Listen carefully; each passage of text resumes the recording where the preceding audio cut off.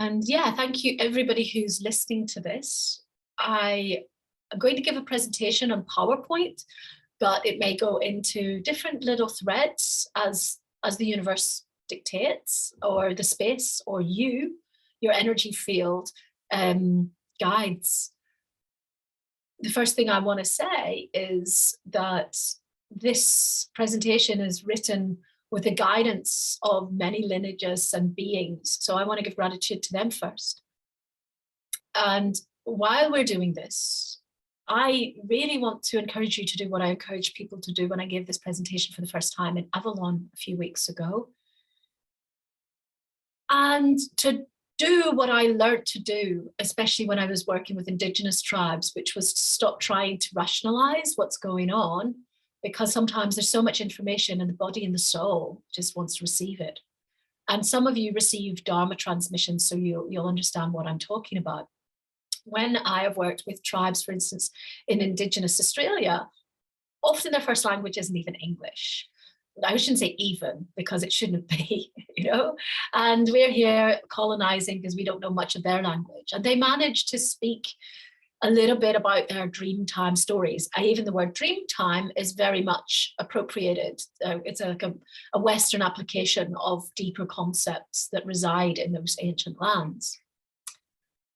But what I've learned over the years is that transmission states can occur from the giver of the transmission. They seem to occur when the giver has done some homework. They've studied the topic, but they've also got the life experience around the topic. So the body has learnt the experience. And when those things go together, the conditions are favorable for a transmission that's beyond the words and the meaning of the words. The essence of the teaching comes through.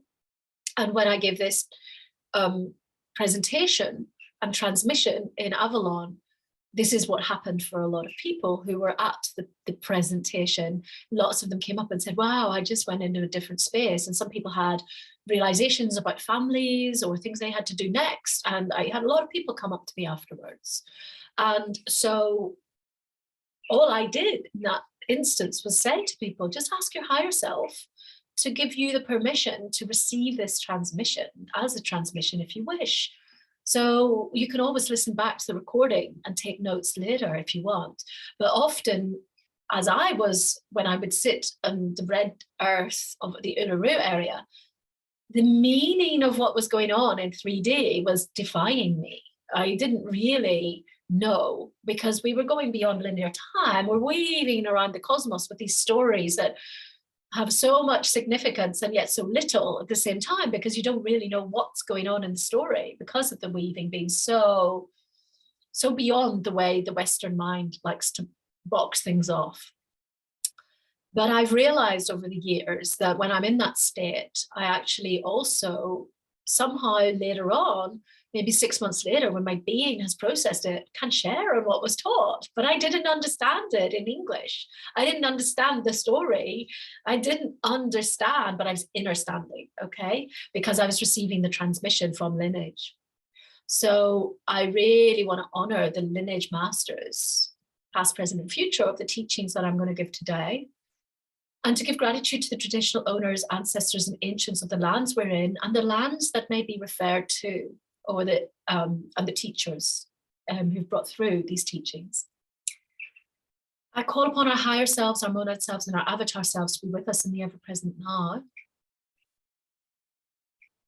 And I give gratitude to the energies of the rishis, the day keepers of the Mayan lands, Jose Arguelles, who brought through the dream spell calendar, to the Dharma protectors and dakinis, to the Kalachakra Tantra, and to the Jonang lineage, to Khentrul Rinpoche,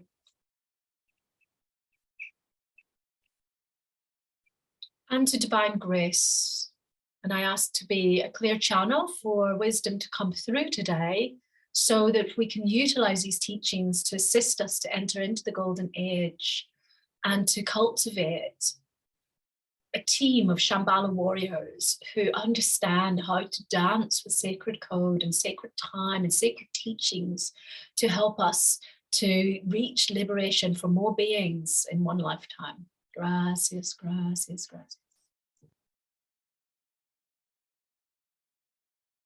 I also give gratitude to Cacao and Blue Lotus for assisting us as plant spirits today, and also tobacco to help us to be in divine truth. Gracias, gracias, gracias. So the space is now open, and we will have a break halfway through. So today's presentation is about the New Earth timeline and the role of ancient pranayama practices as a key to time travel, to stepping into the golden age, and ultimately to liberation.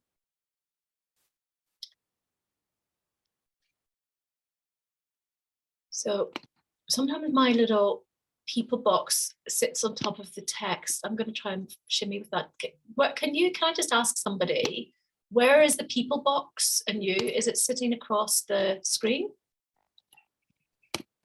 Is it okay? You can say what you need to? Sorry, right, cool. So I just have to play with this a little minute. Okay. So most of you are working with us at the moment, doing pranayama practices and working with yoga. And I guess personally, a few years ago, the importance of pranayama in my own life became clear as I had another life-threatening incident around my own breath, as having the karma in this life to have grown up from a very young age with chronic asthma. So the challenge in my life have often been about the breath. And since I've been very young, I've had to experience the feeling of maybe I'm going to die right now by not being able to breathe. And as such, I've worked with yoga since for how many years? Almost 40 years now. And a lot of swimming and woodwind instruments, and I've worked with Wim Hof technique. But a life-threatening scenario came up again a few years ago, maybe 5 years ago, something like that. And then after that scenario, a really secret ancient tradition of pranayama came for me and came into my field, and I just knew this was time. And then I did teacher training in it about a year later.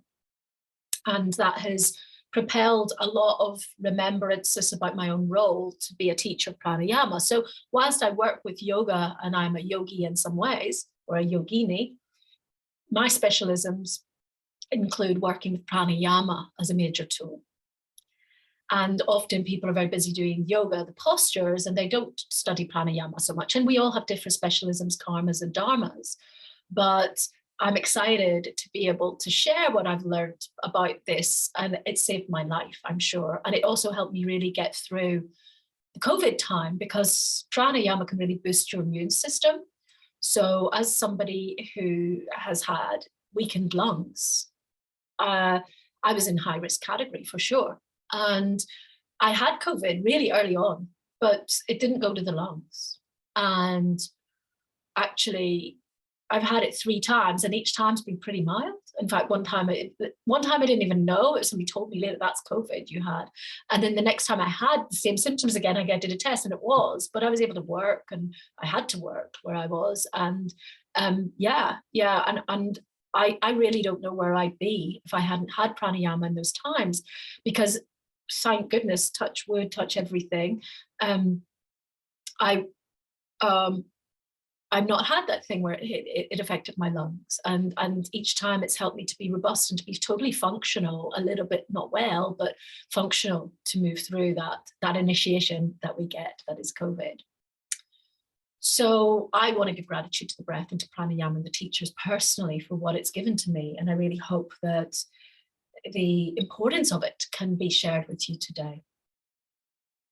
So Swami Muktananda says, there are many sadhanas, but there is also a final sadhana. The best and greatest sadhana is to worship the Lord of Prana. Prana is the highest deity, the vital force of the universe. Everything is under its control. Shaivism says that the universal consciousness, which is nothing but God, is inside you in the form of prana, which constantly comes in and goes out. When the incoming breath and the outgoing breath become balanced and equal, that is when you have God's darshan, and darshan being a blessing. So that's pretty strong words. And I wanted to just ask you if anybody's aware, if I was to ask you what is prana, could anybody say what they understand that word to mean?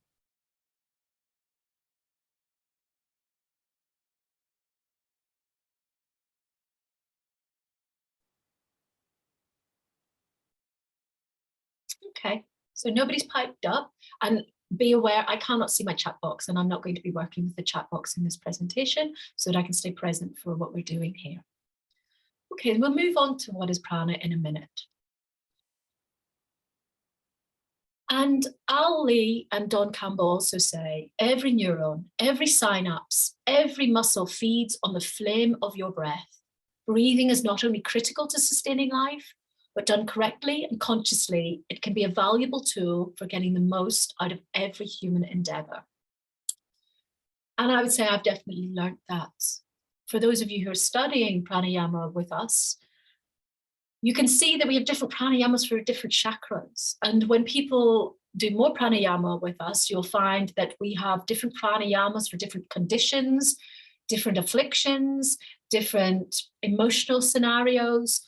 And I'm going to be speaking later of even the role of pranayama in working with labels and classifications regarding mental health. So it's truly, truly multifaceted. So I asked, what is prana? And here is a very, very basic description of prana. So prana is regarded as life energy, life force energy, and it's found in all living things. There can be more of it in certain surroundings. So in nature settings, you will find more prana. We think of people, these sages who lived in caves in the Himalayas, who don't eat. One of the reasons for that is speculated that because there's so much prana in the mountains that people don't need food. And we speak of people like breatharians, and often they have certain conditions. They have to work towards being a breatharian and eliminate food. But there would be some settings that they would say it's not very easy to be a breatharian, because generally you need to be in a reasonably warm setting. And being in maybe a polluted city or something like that is not going to help.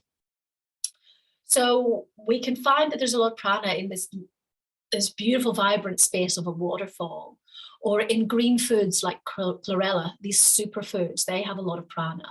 So, and it can be also derived from raw food. So it's very activating. It's this life energy that helps us to be more activated and more vital in our own way. And whilst it's in everything around us, and sunlight and wind have it, we have to filter it in our own way. And so we have a thing called the olfactory bulb up in our head, and the olfactory bulb filters for prana to convert it for us, to bring it through. It brings what maybe not filters it. Well, yeah, it just brings through the prana and releases it into our system where it can go through us. Okay, and this is why breathing in prana and breath work are so important, because it's upgrading our vital life energy. And when we've got a prana boost, we'll often find that we can go into denser situations and be more robust. We can feel more calm, more energized, more clear, and less penetrable. We have a lot of pranayamas that help us to just boost our field. It boosts the electromagnetic system as well. Everything becomes more vibrant. Okay. And this gives us life force. So if we're ever feeling depleted, and I do this, I work with pranayama sometimes if I can feel I'm starting to get something like a cold. And if I do a lot of pranayama, sometimes I'll just get up in the middle of the night. I'm like, oh, I feel like I'm coming down with something. And I will get up and do a set of pranayama, and then I maybe take one vitamin C, and then I wake up and I'm fine, because I've how would I say? I've evicted it, okay? And the prana is just boosting the system. So not only are we giving ourselves more life force, but we are oxygenating the system. So often we have things like free radicals, which people talk about, and that's usually an unhealthy circulation of oxygen in the body. And what can happen is then that becomes cancer forming. And we hear of antioxidants. We basically have to work with, when we have prana, it helps to bind with free radicals to make them into the right sort of oxygen. And this will help prevent cancer and things like that. And I know many, many very experienced breathwork practitioners, and they would even say nobody who does a lot of breath work is going to get COVID or get it seriously, because basically we create an antiviral environment in our body where pathogens cannot stick when we're working with prana. And not only that, it's also hugely, hugely curative for the emotional state of being, for our mental health. And as I've said earlier, there are certain pranayamas that can work with different ailments. And some studies are now evidence-based to look at certain pranayamas and how they can work to help people alleviate things like OCD or anxiety or depression, things like that. So we have the scientific approaches to pranayama, which some yogis have taken upon themselves, which are now evidence-based. And then we also have what the ancient yogis were doing, which is to work in an intelligent way to do certain things. So those of you who are on the circles of transformation at the moment, you'll see that each chakra, there's something varied in the way we're holding the breath. So in pranayama, we have this concept of breath retentions, inhalation, exhalation. And basically, as a cosmic being, we are wired to be in a relationship with our surroundings. And it's assumed that we're having an in-breath and an out-breath and what's going on and how often those happen. And I'm going to be going into that later. What happens when we start to play with retentions or slowing down the inhalation or slowing down the exhalation is we're sending a multidimensional signal to the universe that we're changing something. And because the breath is a huge portal, which we're going to be explaining later, wow, suddenly the universe is like, somebody's changing something. And it's almost like this cosmic PA, this cosmic secretary is notating, this one over here is changing the program. This one here wants to do something different. And a whole multidimensional signal, because you're more than your human mundane self, this 3D self that shows up, this gross appearance, that suddenly ripples through space and time, and you are changing a pattern. And so the yogis found that as we change the retentions, the inhalations and the exhalations, profound things could take place. And so we're basically intelligently playing with the circuitry to call in a higher timeline. And we can do that for specific reasons. So,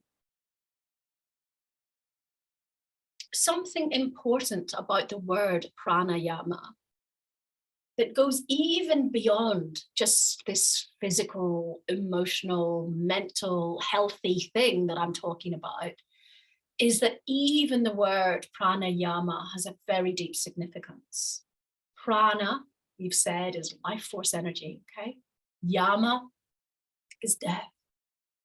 So we can break this down to several things. What's the first thing you do when you come into your body? You take your first breath.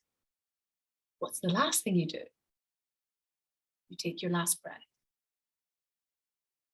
And every breath is a life and death. It's an inhalation of oxygen and an exhalation of carbon dioxide and many, many other things. And you've seen sometimes if you want to make a significant beginning and ending to something, you sometimes take a breath to signify that, you know, like,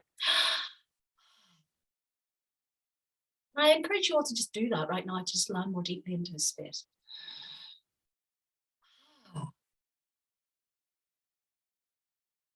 Sometimes that's just we're saying to the universe, okay, I'm just taking away from what was before, and I'm just, with a sense of relief, landing myself more deeply into this space. So there's so much you can do just even in a singular breath. When we talk about this life and death aspect of pranayama, we talked about the word and the fact that it is what it is. It's the first thing we do, it's the last thing we do. But also with the circuitry of our body and our being, if those of you who are working with Tibetan Buddhism, we talk about the winds. And the way the body is designed, we have winds that come from different ways, and we have different breaths that go different ways. And so we have different pranas, different movements, upward and downward, things like this. And so prana can move in different ways and has different functions within the body. But also we have these winds that we're working with, that when we come to death, not only is the last thing we're going to do be to breathe, what happens when we're dying is in the central channel of our body, each chakra is dissolving and the winds dissolve into that chakra and then into the central channel. So the function of that chakra disappears. So the third dimensional, the material realm function of what we might do, how some of our senses work, that starts to dissolve, and the winds dissolve and then go into the central channel. And then that completes at the heart chakra. That is what most people, well, not most people, but many lineages feel. So in Tibetan Buddhism, they see it as that. And in Peruvian systems, they also see it as that. So the Four Winds Society and the Dying Consciously program correlates that is the heart chakra last. So breath and wind it's preparing us to make our journey. And for those of you who believe in reincarnation or the bardo, or that we go into a transition realm when we leave our body, it's the breath and the dissolution of that's sending the signals for our soul to start to journey. And the veil between the gross mundane reality that we're seeing and the more subtle realities, that starts to blend, so that we're actually going into a more subtle realm. Some people say we go beyond the veil. And so a lot of people, when they're dying, seem to be in like another world. And when people talk about the bardo, there are many bardos, but they talk about the bardo when people are dying. It is said that people have a lot of hallucinations and a lot of things are taking place. And as the winds are dissolving,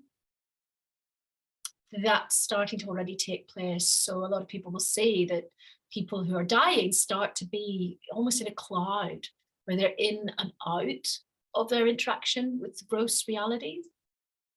And more accomplished yogis find that they are able to say to people, because there's a gross, a subtle, and a very subtle thing that's happening as each wind dissolves, that people, when they're dying, if they know what to expect, are able to start to explain to people, this is starting to happen. And some of it's very subtle, and they're not able to articulate it because the gift of speech becomes more difficult.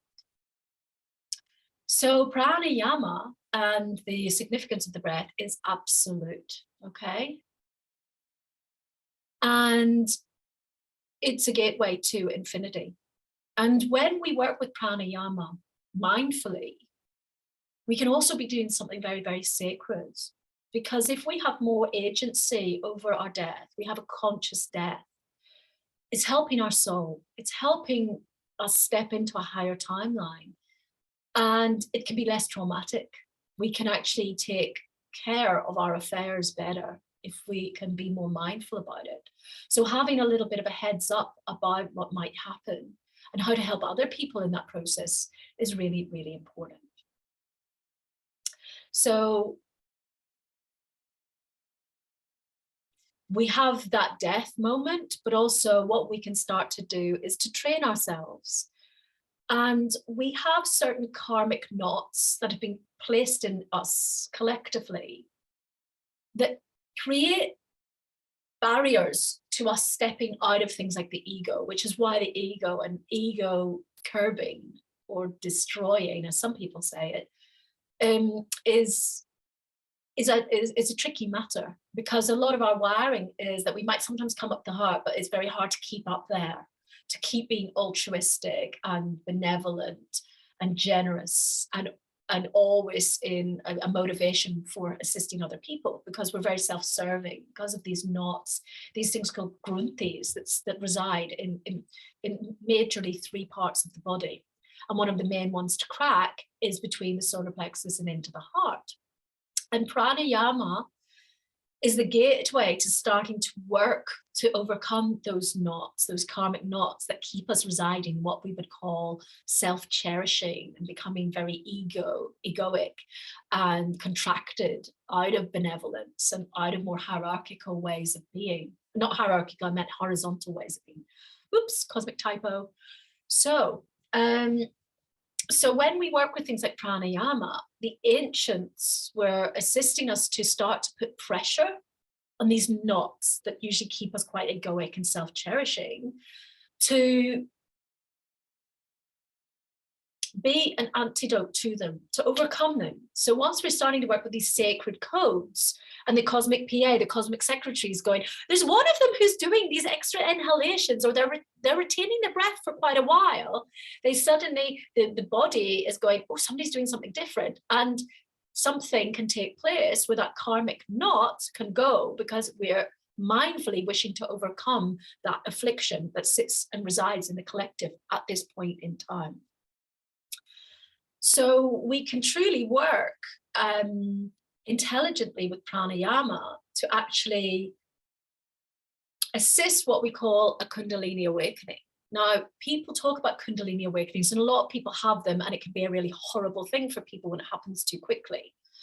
Because what happens is sometimes people maybe go to a festival and they take loads of hallucinogenics or psychedelics and frazzle their system. And sometimes people just have a very quick one, just randomly, they're on the bus one day and something comes over them. But if you speak to people who had a fast one, a lot of them will say it was absolutely horrendous for maybe 18 months, for some people even longer, because the surges of electricity that are maybe moving up and down their spine, or the bliss states are uncomfortable, or the fragmentation, or the heart palpitations, or the dizziness. So the yogis and the sages knew that this had to be something that was just getting our circuitry more online, more even, more balanced. If you look at most of the sages and the living masters, they're usually very grounded people.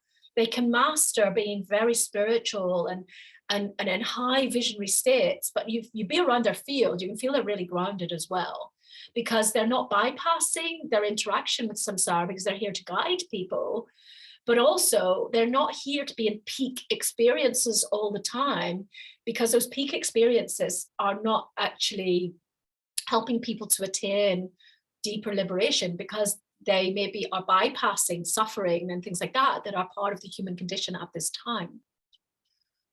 So the sages and the ancients found that it was a really important thing to assist people to have a gradual rising and falling of the Kundalini. And they found that pranayama was both the best preparatory tool for this, so that it's not just like these people who pop and then are wandering around just channeling all the time, but in a very ungrounded way. And this can manifest as what people might call spiritual hysteria. And we see a lot of that in the New Age and things like that at the moment. And actually, grounded spirituality is really more fun, because it's more practical, it's more interactive. A lot of the ungrounded spirituality and spiritual hysteria hasn't really dealt with or overcome the blocks in the lower chakras. So ultimately, there can be these high charges of energy, but the energy will still fall down to the lower chakras, and the person will still be preoccupied with materialism or ego, or their own how they look, or their own cult of their own thing that they do, rather than truly engaging with the collective and wanting to attain the oneness and going beyond the duality of I and you and things like that. All right, so it needs constant maintenance to do it properly, and not just a moment where something pops. And you'll see a lot of people who have one of those visionary experiences and they pop, and then they've got a YouTube channel a week later where they're doing light white language and they think they're a master. And it's not really sustainable. And ultimately, when we study a lot of the great masters, their reputation as a very kind, generous, altruistic being who had given up a lot of what the I was in terms of materialism, these are the role models, and you be around them and they can be both here and very rooted at the same time. So I think that this is, I seem to be languishing on this point today because I think we're reaching a pinnacle of where the collective karmic teachings are going to be coming in for that very soon. And you can watch some of my non-duality astrology transmissions to get more of an insight about that. So we're going to have a break after this one. This is BNS Iyengar, one of my teachers, and he is, I think he's 96 years old now, and I trained with him last year. He's bright as a button. He's amazing, and he is pranayama specialist. He's based in Mysore in India, and it's really wonderful to speak of him and his work because it's a really nice foundation to what I was talking about. And so what he says is, for the common man, to stop the breath is death. For the yogi, it is samadhi. The purposes of pranayama is realization. Realization means uniting common soul with super soul. Pranayama is required to mingle with the divine. So ultimately, Iyengar is saying, by the way, he's not the yogi Iyengar. They were both in the same class of training. But BNS Iyengar is the one who's really the pranayama master. So we were talking earlier about the more mundane, gross reality that we deal with, and we're just breathing our samsaric way every day. And we don't really have these altered states. We don't connect to our life and death, to our higher, more subtle way of being. And for Iyengar, this concept of tweaking, of mindfully altering the breath, is where we deviate from mundane samsaric existence, because we're starting to put our hand up that we want to align with our more Buddhic being that is intrinsically within us, but it cannot be realized unless we're disrupting our normal breath.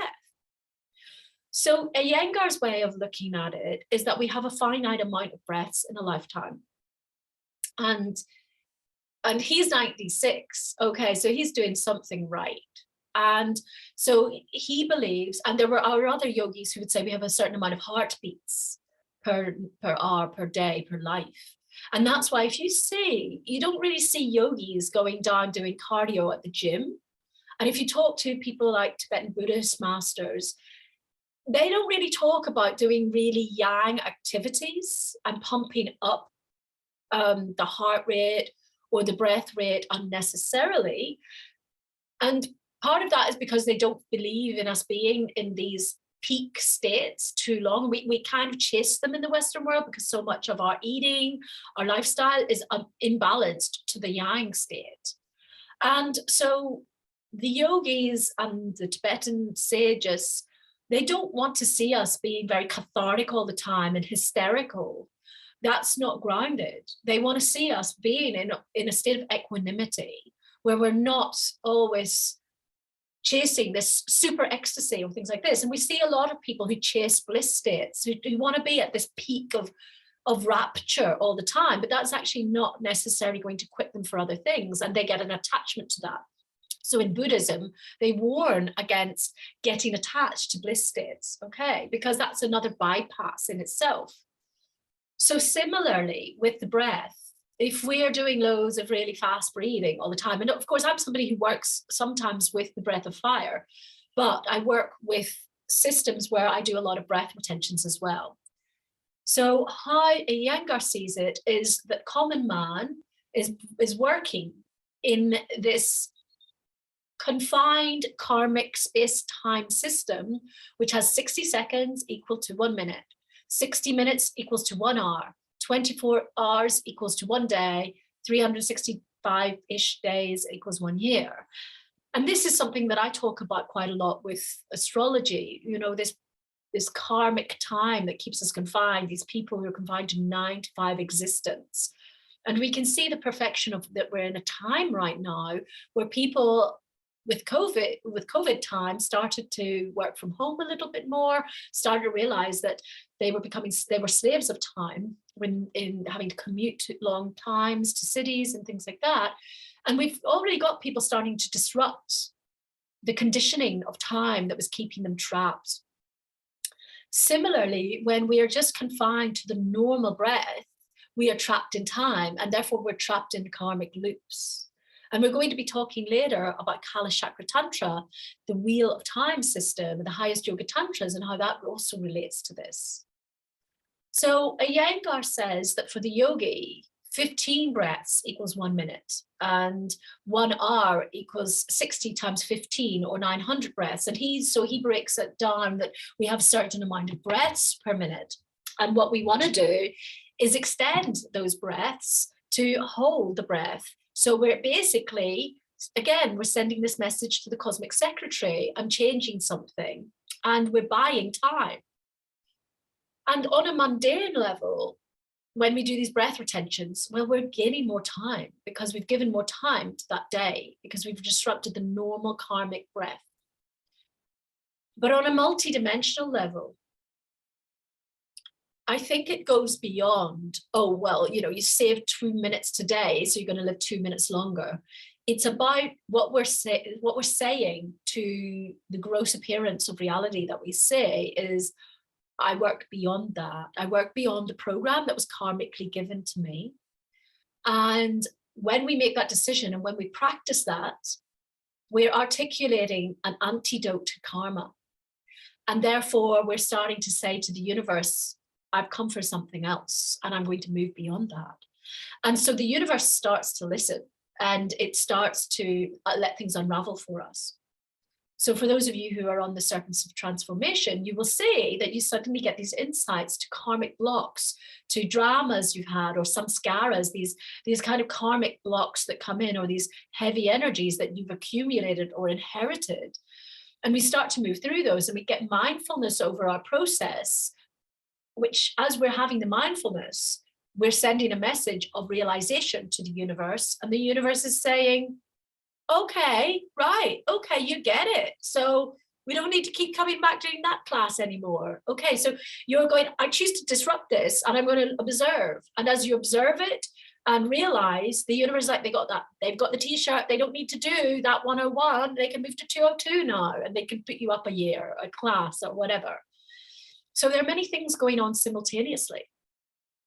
And ultimately, what Iyengar said, which I believe really, if we were going to summarize what this whole presentation is about, it's about this cosmic formula of breath into time into numerology. Okay, so, and I will repeat that later. So for Iyengar, some of his ways are working with helping to rise and fall the Kundalini gracefully. And his system, in a lot of Kundalini Tantra, they start with the third eye and move down. In one of the systems we're working with, we're starting from the root and moving up.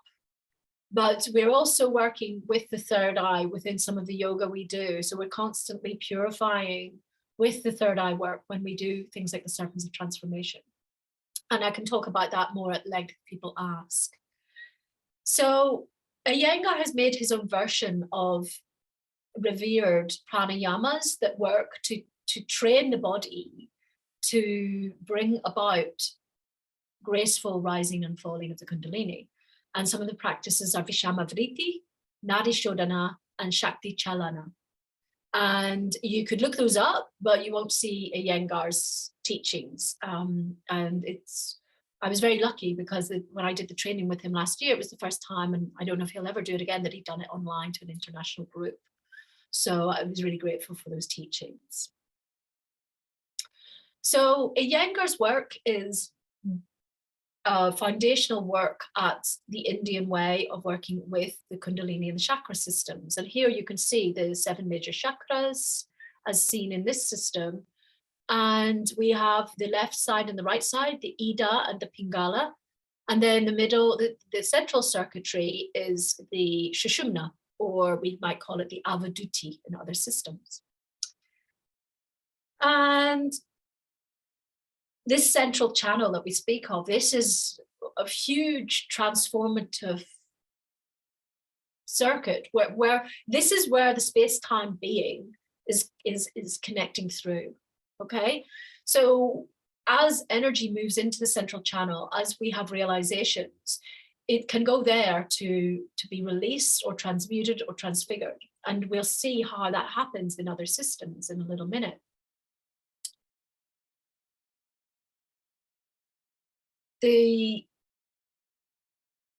Yeah, and we're giving this talk today on the day of the central channel, not on the day of the central channel, but right as we're in the central channel in the Kundalini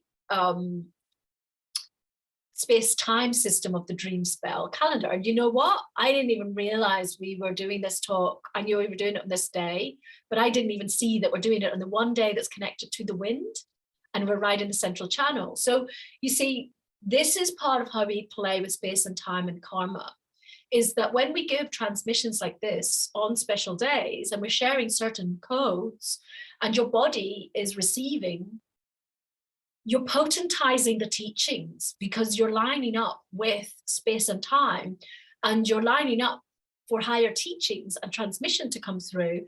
And ultimately that can be helping to activate your circuitry because you're showing up, okay?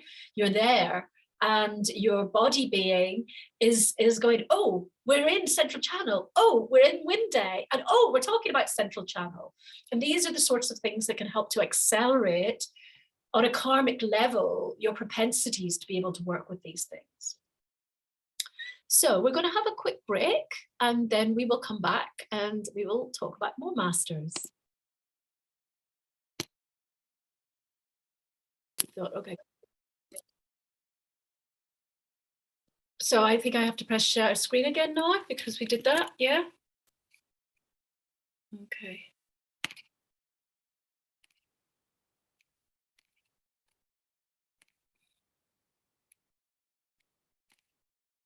So this is the work of David Shananoff Khalsa, who works with Kundalini Yoga, and he built upon Yogi Bhajan's work. And he has spent quite a lot of time working with different pranayams in that system. So you can call it pranayam or pranayama, and I'm just honoring the way he taught us. So he called them pranayam. So it's just so you know that it can be used interchangeably. And he has made a lot of academic studies where he's worked with different focus groups and different client groups. And he has written books and papers about how we can utilize pranayama to help with different conditions. And he also has looked at how certain pranayams can help us enter different visionary states or help to boost the things that we may call siddhis, special realizations and more multidimensional ways of being that used to be achieved by highly realized people. And we all have siddhis innately, but it often takes a very big spiritual process or certain practices for the siddhis to start activating, and they will activate uniquely for each person, their karma, their dharma, and their blueprint. So some of the things that Shannanoff Khalsa has worked on is looking at the concept of the Aquarian age, but it could be called the golden age. So Yogi Bhajan was very keen to talk about the age of Aquarius, which is cited by different people, different astrologers and different groups as being a step into this more collectivized, humanitarian, spiritual way of being with less suffering. And we can look back to pop songs of decades before, and the dawning of the age of Aquarius. And Yogi Bhajan, his system of yoga was designed to help people to start to access these higher states of being. It's not suitable for all people. Some people can find it very ungrounding. And it can be too much if people practice too much too quickly, but it's also connected to the kriyas that we're going to talk about later. So pranayama and some of the meditations that Yogi Bhajan designed are great for helping us to do things like open the third eye or connect to what they call the eighth chakra, or the different bodies of being, which we are described in different ways in different yogic systems. Other things that are maybe on a more mundane level are working with things like phobias, but phobias can be a tremendous way of keeping us locked into our samsaric world and never progressing. So working through those things can be great. And working on our own self-mastery and discipline, and also to learn how to do distance healing and that can often be activating the prana to help pranic healing of other people. And he also has many that, as I said earlier, for things like OCD, for phobias of the father. A lot of people have very serious father wounds. There are ones that are specifically on father wound, others about anxiety. So I encourage you to look at his work, because what he's done is pretty interesting, because he's gone through the DSM, and the DSM is used by clinical psychiatrists in many English-speaking countries. It's particularly used in the USA, and it's like the Diagnostic Statistical Manual. So it's very black and white mental health stuff, but a lot of labels that people get given, the criteria to be achieving a label as having PTSD or having OCD or whatever, or ADHD or things like that, those are in the DSM. So he has basically looked at different pranayamas and the DSM and written a series of protocols to work with different ailments to help to overcome them using pranayama. All right. Now we get exciting. So I mentioned kriyas, and when we talk of kriyas, we're often going back to sages and mystical beings like Babaji. And up in the corner here, you've got a picture of Paramahamsa Yogananda, and who was really following on the lineage of Babaji. So Babaji was seen as a mystical avatar type being who many people recall seeing. Some people see him in their dreams, and some people see him when they're on pilgrimage in the Himalayas and other places. And in many ways, Yogananda brought through yoga to the West, but was carrying on the lineage of the teachings of the avatar being of Babaji. And one thing that is referred to when we talk of these lineages is kriyas, okay? So kriyas are seen as recharging the body, upgrading the prana in the system. And there are many ways we can work with kriyas. And kriyas also feature in Himalayan yoga and in the yoga and in Yogi Bhajan's yoga. And kriyas can be both postures and exercises, but they can also be involuntary shaking of the body as the circuitry receives prana. So sometimes what we're doing, you'll see some of us shake and twitch. This is because we're in kriya. Kriya can be, firstly, moving where there's blockages. And so when a person maybe first in kriya, the energy is moving through and it has to go. And it's also helping to release samskaras. So as we start to work with these states, we are moving through old blockages that are historically zero pointing or there's a cross section in our 3D being, right? And kriyas can help us to move through those.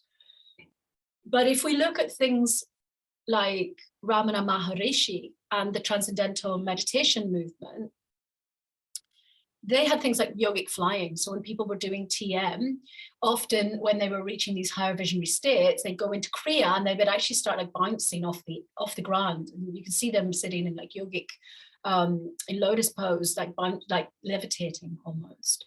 And what they saw was that these sorts of kriyas have an amazingly beneficial impact on the surroundings around them.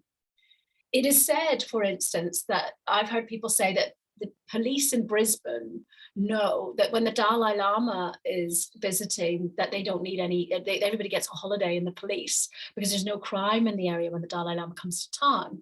And the people who were working with transcendental meditation similarly found that if they had some people yogic flying, it was making more peace in the area and it could eliminate crime and wonky energy.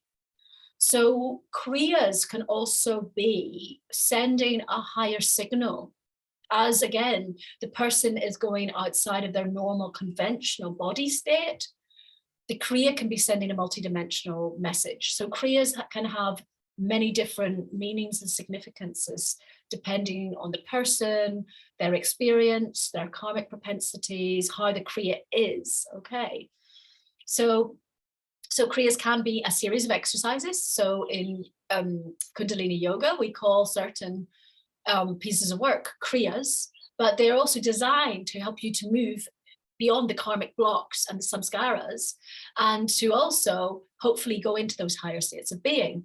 And I think that Yogi Bhajan's work was to help people to be attaining that higher vibrational state, and to be doing that to dedicate to help the timeline of the Aquarian age, of this more novel, humanitarian, synarchic way of being.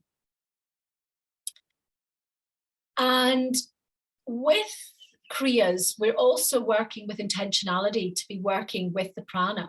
And you'll see this in a lot of tantras. You'll see this also in Kundalini Tantra, or in Kalachakra Tantra, forgive me, that it's not just about coming and showing up and just wriggling around the place, but also that the more and more we focus on, say, the energy moving beyond certain circuitries or working on something, that we can reach different states of consciousness. So we look at some sexual tantras, and a lot of that is about focusing orgasmic energy and not having like a peak ejaculation or orgasm moment, but actually working into distributing the energy for healing or for the greater good, or dedicating it to the mother or to nature or to the quantum field, okay, or the field of awareness, whatever you want to say. So these kriyas are part of and connected to these Raj yogas, these high yogas. And it's said also that the pharaohs used to be practicing this sort of thing, and that they utilize buildings like the pyramids. So they would be working with their consciousness to transmit through the lands and use these transmitter receiver buildings and have these visionary states and to transmit that through. And for anybody who's been in the pyramids, it's amazing, the consciousness stream in there, the mind stream. So when we're working, we can cultivate a mind stream and dedicate that for higher good once we've moved beyond our own blockages. So the premise in a lot of these yogic systems is often connected through to the concept of reincarnation. And not all people believe in reincarnation, but I would like to say that even the original biblical texts spoke of reincarnation, and they found some of those old texts in the Vatican more recently, that the church, it kind of caps it, but they'd say, oh, people have 2 or 3 lives, but those documents have been found in more recent years. And if you look at African lineages, they will say you get reborn into your family line. And it's very interesting. You'll hear different conditions spoken of in different cultures, but there are many, many cultures that believe you get that you reincarnate, but also that it's possible to aspire to not reincarnating in this existence that we feel we're in right now. So again, it's quite time-based. And what the kriyas were designed to do was to antidote a lot of that, because we're sending the signal. Again, the cosmic PA is going, whoa, here's one, they're shaking this out. This is going through their circuitry. It's rewiring something, something's taking place.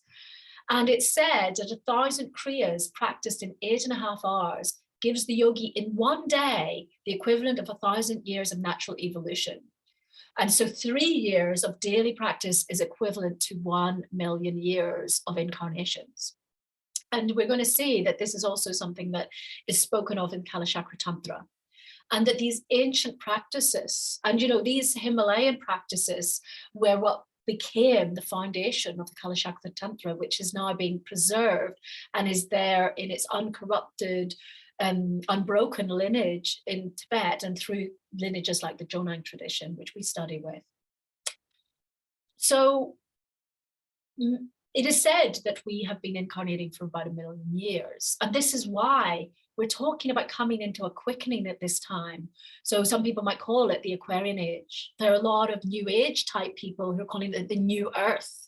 And this is why we call this the New Earth timeline, because a lot of people are working very hard to make new financial systems and new technological systems. But ultimately, are they working with the ego? Are they working with their own relationship to space and time? Because the antidotes are sitting within the technology of the breath and this ancient portal that we have to past lives, to the karmic field, to these other realms of existence. And we can see that in how that lines up to how it relates to death, how it relates to our circuitry, how it's an antidote of space and time.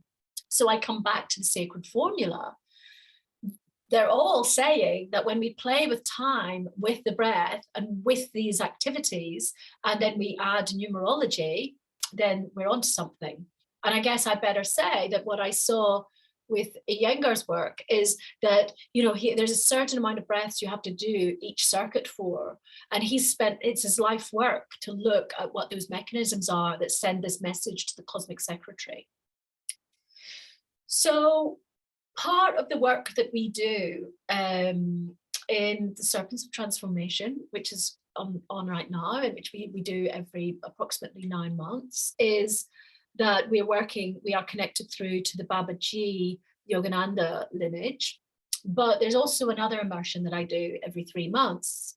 And this is linked to Shiva energy. And this is real destruction, chaos, healing energy for a rebirth of our energetic field. And that system is a secret ancient lineage of pranayama that goes back through to Yogananda and Babaji. And in many ways, the Serpents of Transformation is like an elongated version that focuses on the chakras and gives a specific journey. The Ekadasi, this more Shiva energy one, it brings us these higher visionary states and these deeper kriyas that can happen to the body very, very quickly within a matter of days, because we practice twice a day in that. But ultimately, the key in it is that the secret lineage is about having sacred numerology intertwined with the system. And then what I'm doing with things like the Serpents of Transformation is I'm working with numerology and time as well. So when we start to work with this, we're giving this massive message, because we're starting to say, I'm no longer a victim of time. I'm no longer passive to time. I'm actively embracing and moving through and choosing to move through my karma. I'm finding my dharma, and I'm ready to antidote the negative parts of my karma, because I want to be in service and I want to be part of this new chapter. Because ultimately, we have karmas that will come for us because we've got to deal with them. But when we're working in these ways, it's less painful, it's less arduous. The reason that these systems were brought through was that the rishis, these sages, these multidimensional sages, who were in very many ways incarnations of star being energy, they devised the Vedic systems of time and space and how we can antidote karma. And basically their knowings of the intrinsic workings of time were designed so that the yogis would not suffer so much, because they saw that we had to have these Shambhala warriors, that the yogis, or the Shambhala warriors, we can say, had to be functional. If we're all constantly being pummeled by karma, we cannot do our dharma properly. And if we're the ones supposed to be helping others, how are we going to do the job? And so they have given us the keys. And when we study these and work at these, our suffering becomes lesser. Yes, we still got to take the punch. We did something in a past life, or we did it this life. We still got to pay the consequences, the cause and effect, the natural law, and it's the serving of karma must take place. But actually, the amazing revelation is that when we are able to dance tantrically with space and time and the breath and yoga, it manifests in such a lesser way. And I've seen, you know, now that I study this in a deeper way, I see my chart and sometimes I'm like, oh, there's a karma coming, but I'll be doing my work, because you can actually see it in your chart. And then I will be doing maybe my practice. And then the karma comes and I have like this uncomfortable moment with someone, and it's almost like I've gone through a birth canal and whoa, they've done it. But if I am not aware of it, it can come and be like a truck has hit us. And actually what can happen is the thing that happens is worse in terms of how difficult it is for our system and our being to recover from. And actually, you know, it's like you could have a mom who goes, naughty girl, slap. And it's not really a slap, it's just she wants you to know you don't do that anymore, okay? Or you could have a mom who, because you just are not paying attention and you're not really wanting to do the work, you get a massive, massive, horrible, horrible whack, okay? And that's ultimately what these systems were designed for, was for the people who wanted to line up to help their communities, to be here in sacred service, to be able to do their Dharma path less hindered by the accumulation of karma. And obviously, we're in this quickening, so many of us have a lot of karma because it's brilliant. It comes because it's here to be cleared. And these systems are here to say, well, just move through it really quickly. And it's so less painful. It's a little bit of discomfort and then it's done. So we're in a massive quickening because all of these systems are now coming to us at this time. Okay, so it's so amazing. So as I said, we have this sacred numerology in pranayama, and often what we've got is also this accumulation of what's sitting in the unconscious, what we're not dealing with, and we're not really clear on what we've got to work with. So we're constantly just inviting the same teachings over and over again. And when we do things like this ekadasi, it accelerates it and it cleans it. So sometimes it just cleans from the field. We can have a day where we feel really wobbly when we're doing the practice, but also often we'll attract the teaching that we need.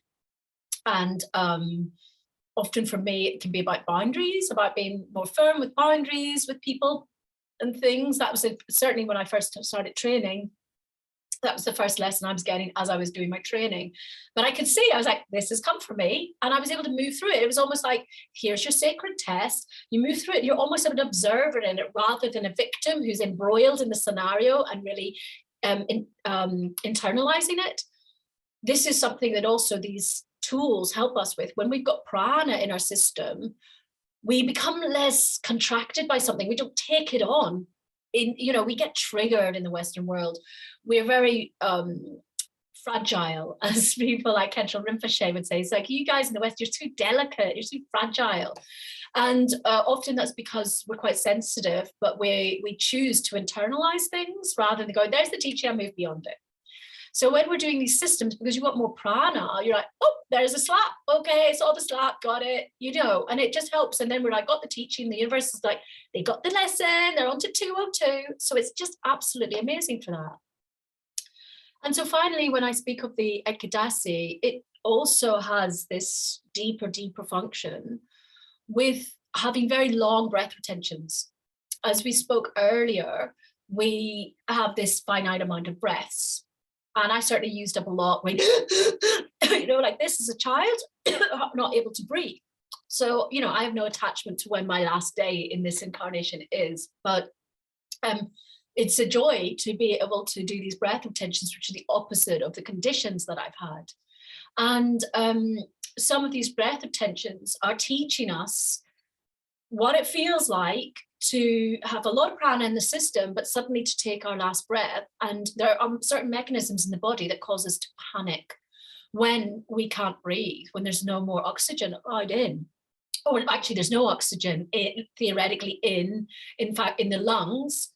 But actually, when we've got prana, the whole body is oxygenated anyway. And so what's happening is we're counteracting mechanisms in the body that cause us to panic at those moments when we're not breathing. And we start to move beyond those. And then we go into these states where we can sit and hold our breath for 6 minutes, 10 minutes, and we go beyond space and time. And we can just be sitting there and just we journey somewhere very deep, and we suddenly realize, wow, I don't need to breathe. And that is a potent training for when we take our last breath, to not be frightened, to be in control, to be ready, to let our soul do what it needs to do, what we've been trained for it to do, or what we've the conditions for it to do. And wow, you know, so these systems are here to help us at all parts of life, but ultimately to have a conscious death as well. So, I just want to see what, oh, sorry guys. I just need to do something with where you're sitting. So I just need to see the name of the slide, which I can't see when with your heads.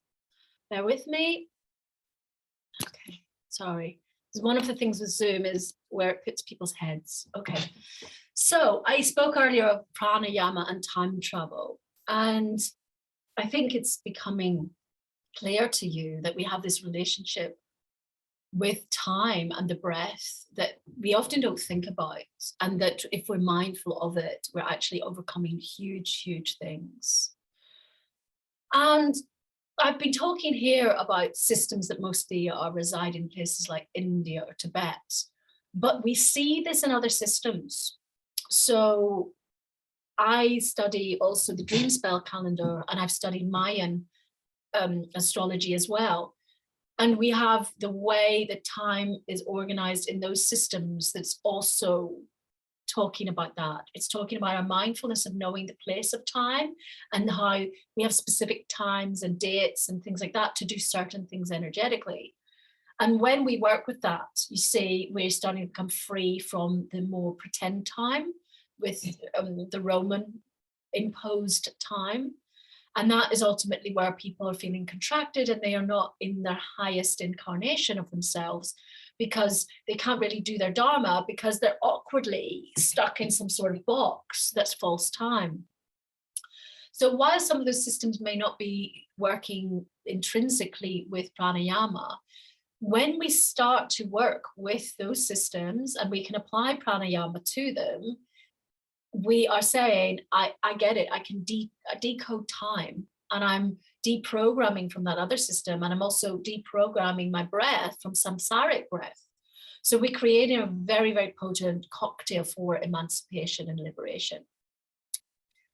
And as I've said earlier, this starts to heal us physically, but what it's doing on a multidimensional level, it's bringing us into a higher vibrational state where we're finding like-minded people who are also choosing to break from those samsaric bonds. And we're also, when we're in those higher states, connected to a mind stream that is clearer and less cluttered. And we're getting a glimpse of what the world is like when we're not just always dealing with gross appearances. So if I was to utilize maybe a new age word for it that we are applying sometimes, we call this zero pointing. And what do I mean by zero pointing? So a lot of us come into this world with karma. We all do, I think. And a lot of us come in holding things for our families. A lot of us are maybe the weirdo of the family.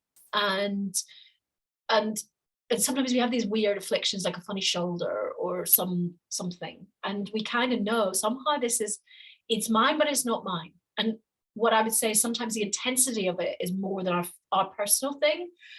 Because what we've got is also a database of ancestral energy, which sits in our genetic code, but also sitting in our karmic field, which is making it heavy for us. And there's a big acceleration of working with that at the moment. Many people are coming from many lineages and saying, wow, I feel like there's a portal open here to do this work. And I feel the conditions are here now for that heavy load that we carry, that's karmically ours, but it's also a stream through to ancestors who never got to process stuff. It's up for that to clear. And how can I explain this better? Well, often our ancestors didn't get therapy. They didn't get to go to yoga class. They had a really crap time. And there's a lot of trauma there. And trauma is unprocessed often. It's an unprocessed reaction to a karmic event. And when we look at what we call these degenerate times, we have a lot of people who are very fragmented and unable to process information or to function normally or to find their dharma, their higher path and their alignment to higher teachings, because they're absolutely saturated with unprocessed trauma or samskaras or karma, however you wish to look at it. And it can feel really never ending, but actually when we unpick it, it's usually a multidimensional thing. So normally we've got some karma ourselves that's linked to that thing, but also then there's a reason why we incarnated in the family line that we did. But also there's this act of witnessing, that's an act of humility and dedication to help suffering be alleviated. When we realize, wow, think of that ancestor who didn't get to express how difficult it was. And so often we find like there's a painting on the wall in our old family home of a certain great uncle, and somehow we just know that guy.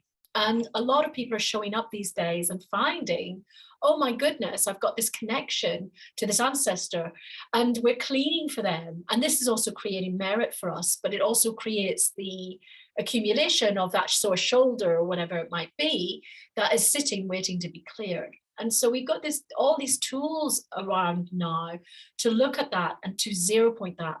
And ultimately, zero pointing, I feel, is also about this higher earth frequency that many people speak of that we're coming into. And some people would say we're coming into bringing in the Shambhala conditions, this higher earth vibration that's connected to our own earth state. And ultimately, if we're sitting in this dense, wonky state, we cannot make the conditions for that higher earth to come through. And there's a sense of a quickening that lots of us know we're here to do that job and to end it for our family life. And the tools are here now to do that. And we just need to get the eyes on the prize. We truly have all these amazing opportunities. And I feel that there are all these magical children waiting to come in. And I'm sure you see the kids, they're so like, whoa, magical and pure. But a lot of them can't even come in yet to do their job in the quickening because the density needs to clear. And there's a sense of so many people from so many lineages showing up to do the work now. And that leads us on to talking about things like the Kalachakra Tantra, where it is also talking about the conditions that of the golden age, which I'm going to speak of in a little minute, and how we can start to speed up everything to bring about this earth change and to clear all this karma, to step into the higher Dharma path as Shambhala warriors and to bring about those conditions. So Kalachakra Tantra is seen as being the Tantra of world peace. It's a highest yoga Tantra. It's from a Tibetan Buddhist lineage, but it links through to India and beyond. And it's called the Wheel of Time. And I first connected with this system in the late 90s, but the teachings, nobody knew at that time in the Western world, as far as I'm aware, that the practices of the Kalachakra Tantra actually had survived. And some of us are very lucky to be studying with Khenpo Rinpoche, a master of Kalachakra, an unbiased Rime master who works with many, many things, who is coming to share the practices that help us to work with the Wheel of Time. And many of the things I've been speaking about from these other lineages, there will be associations with them because Kalachakra Tantra has a connection to Shambhala, and I'm going to talk about Shambhala in a second. But it also connects through to India because many of the teachings traveled from India, and India became maybe a little bit corrupted. Khenpo Rinpoche says that karmically it got a little bit mislaid and it needs to get back to its purity. And Tibet has housed those teachings, and the unbroken lineage is the Jonang tradition, which Rinpoche is from. He's from many lineages, but this would be probably the main lineage that he represents. And this system is for empowerment and practices for liberation in one lifetime. And as you can see, we've seen that many of these systems are speaking about how, when we are dedicated to practice, we can move through 1,000,000 years in 8.5 years. So this is also how Kalachakra Tantra is working. It's a very intricate system of practices and sciences that converge many things together. And so here we have the mandala of the Kalachakra Tantra. And within this system, there are 636 main deities that sit within that mandala. And I'm not going to go into Kalachakra teachings because we have more talks we're going to do about that. And also Rinpoche's work is around and you can access that quite easily. And he's obviously the master who really speaks about it. But what is very interesting, well, not what is, there's so many very interesting things about Kalachakra Tantra, but we have this connection to this concept of Shambhala. And you might see I've got a little Shambhala picture on my wall. So it is said that some time ago,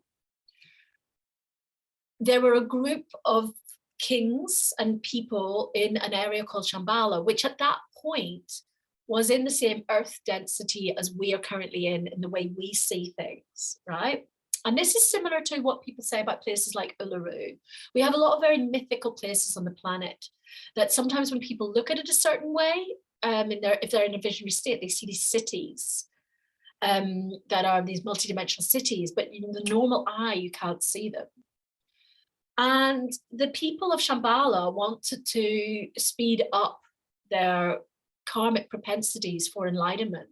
And they asked the Buddha for some support as to how to do that. And they were already working very well and they were pretty enlightened compared to how we might be at this time.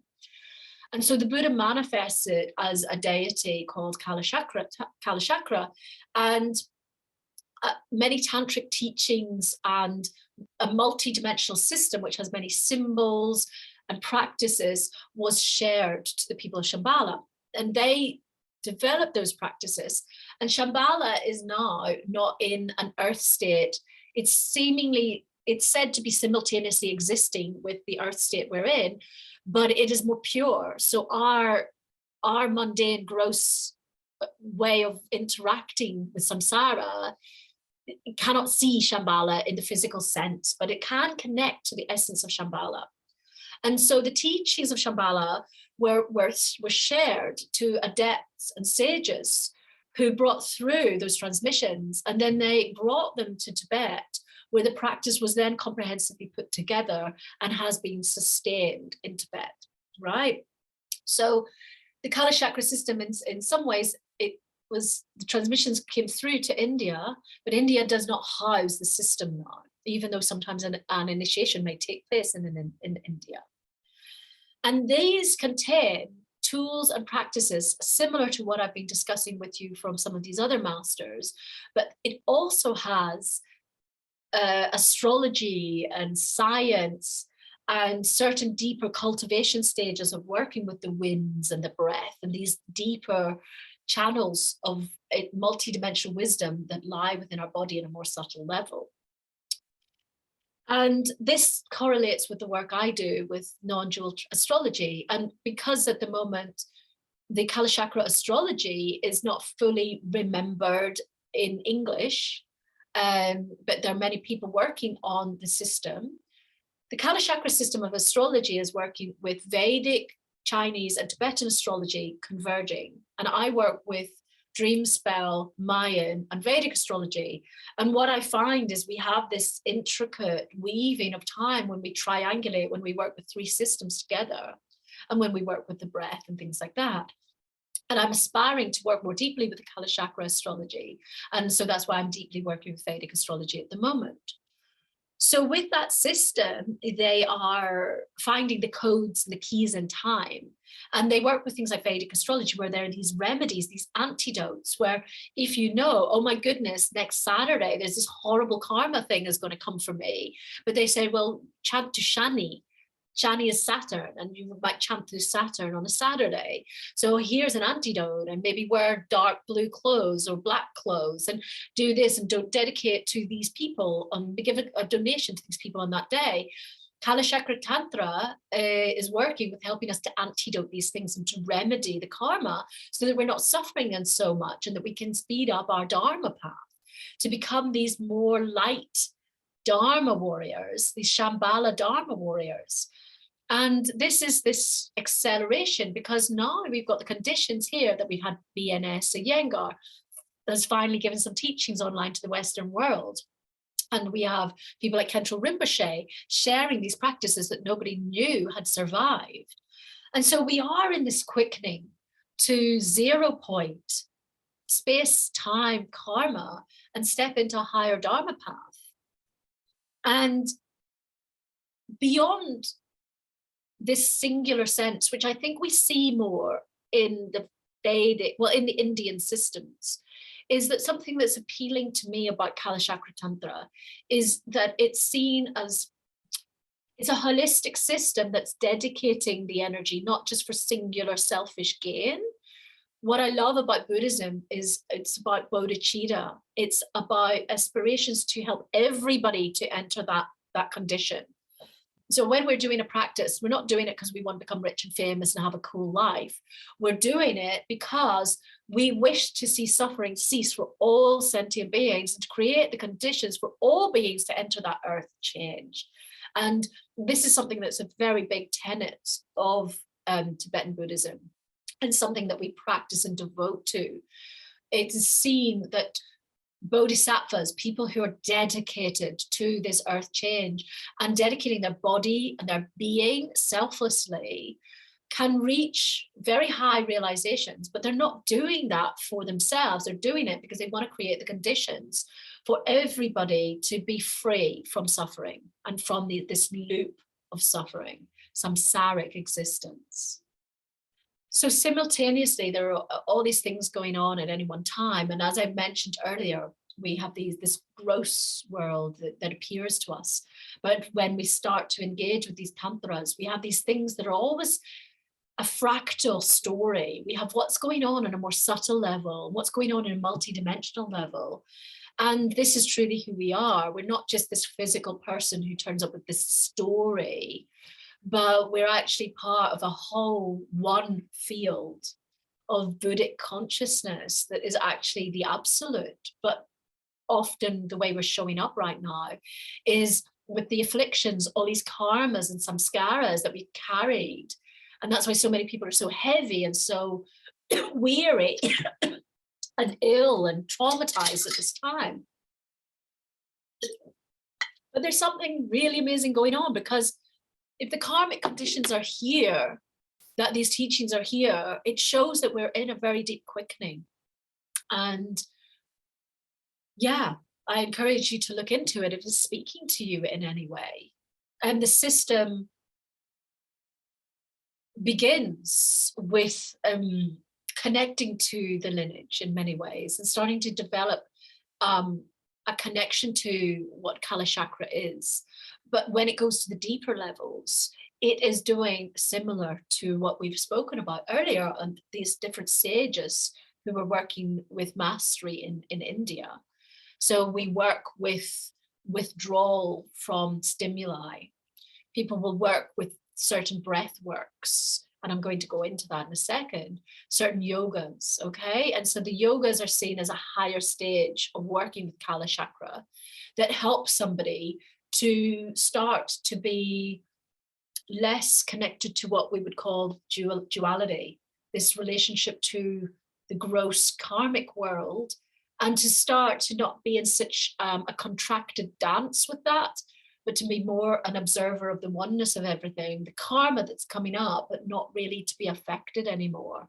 And ultimately, that's connecting to us coming out of having attachment to this realm of samsara, because ultimately, when we go to higher dimensions, we go to less conceptual states, and how red something is, or how hungry somebody is, or how sweet that is, how sour that is, who is better than this and who's worse at this, that sort of stuff loses all significance because it's really samsaric. And so this is why a lot of these yogas are also about us stopping being in this state of good or bad, what is this or that. And Kala Chakra is a very deep cultivation of working like that. Here are some depictions of how some of these yogas look and the circuitry. So you'll see these similarities. And here we've got the left and right channel and the Sushumna, the Avaduti. And so here we have these pictures here are connected to the Tumo practice. And the Tumo, it's funny, a lot of people are doing Wim Hof these days, the Wim Hof practice, and he talks about Tumo on his website, because Wim Hof's known for breaking all these records, world records for withstanding cold. And the yogis in Tibet work with Tumo practice, and they have to cultivate this inner fire and channel the energy up their central channel. And when they become adept at this, they will be sitting in the Himalayas, the cold, the freezing cold, in a little skimpy little uniform. And then they continually have to go, and they get put a towel or a shawl is put in a freezing cold bucket of water and then put on their shoulders. And then they do the practice and they dry off the towel or shawl. And so there are different tumos. So there are different acts of tumo, and some are non-conceptual, some are like bliss, some are the inner fire. And these are these deep cultivation practices with the circuits and with our consciousness, and working with the central channel, learning to mindfully direct energy with it in different ways for different outcomes. And these are also connected through with how we can learn to direct the soul out of the body at death. So there can be certain ways of bypassing certain realms of afterlife to go into transporting the soul to a better place. Okay, I'm not going to talk about that today. So here again, we see this is a little bit of Kala Chakra work. This is some of the workings of the body. And just like we have this also in the dream spell system, we can see that in the dream spell system of astrology, we have each sign is connected to a different digit of the body, and then each tone of number is added to a certain major bone in the body. And everything simultaneously is connecting this microcosm, macrocosm connection to the universe. So this is the symbol for Kala Chakra, and this is also a coding that is connecting through to the circuitry of certain chakras, certain sounds, certain winds, certain energy channels. And then this is linked to the Kala Chakra astrology, and these things are all concurrently working as a wheel time. And if you learn how to function with it and to work with your breath, with your yoga, with your practices, with astrology, with sound, with chakras, you're doing the same as some of the other systems, but in a more applied way to basically become free from the constructs of karmic time.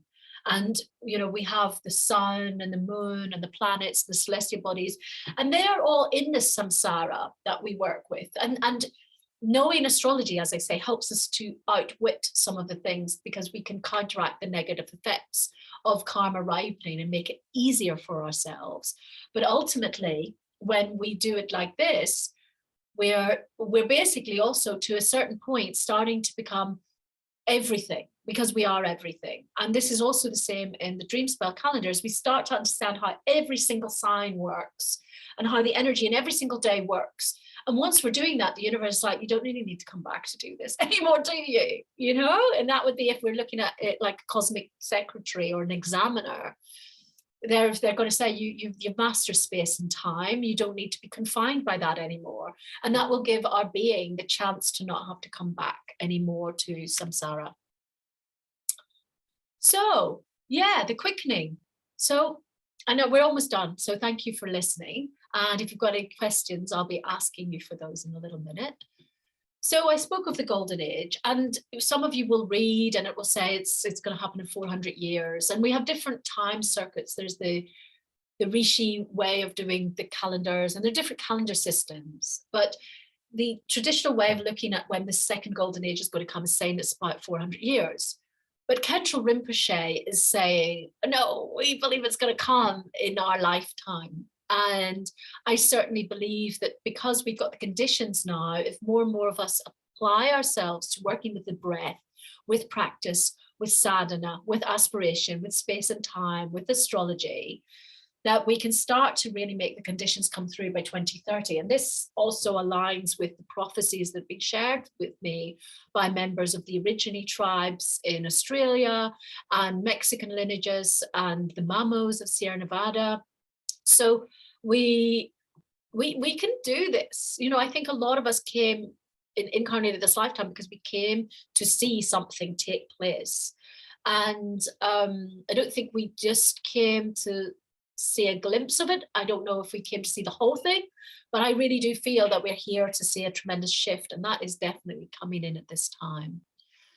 So we are here this really important time.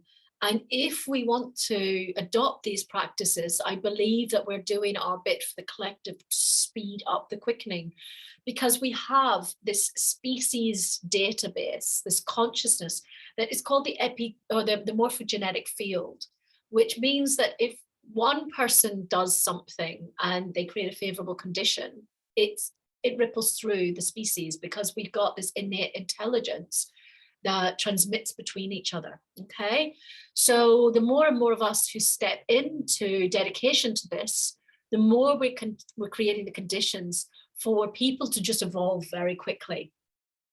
And when we talk to New Age people, they say this in a similar way, but they don't really have the lineage to substantiate it.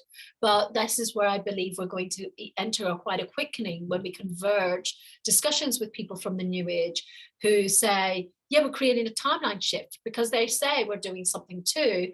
But I think that some of them lack the tools and the awareness to really go and do the work on their karma, to actually really counteract the ego, to actually do this with dedication, with bodhicitta for all beings. And so sometimes it's still a little bit self-serving.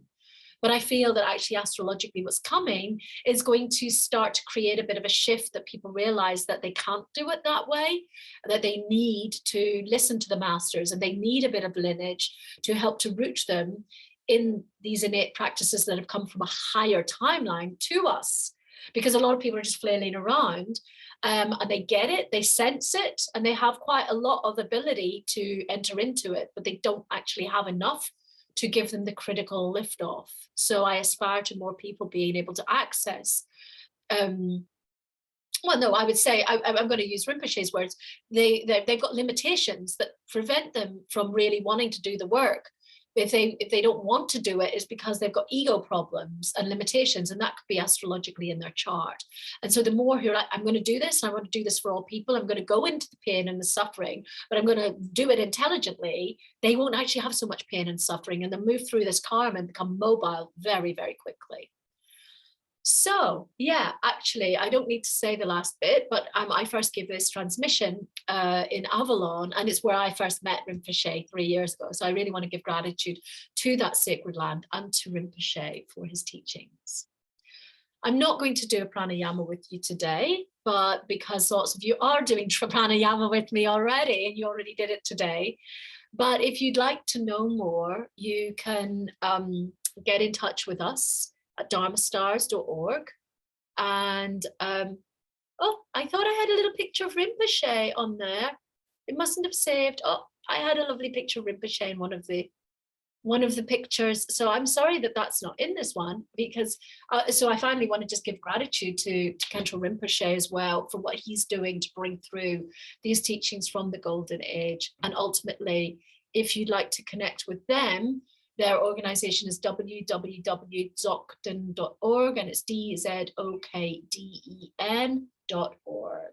Gracias, gracias, gracias. So I said we'd go on until 12:30, and it's 1:15 now. Does anybody have any questions or anything they'd like some clarification on? Or yeah.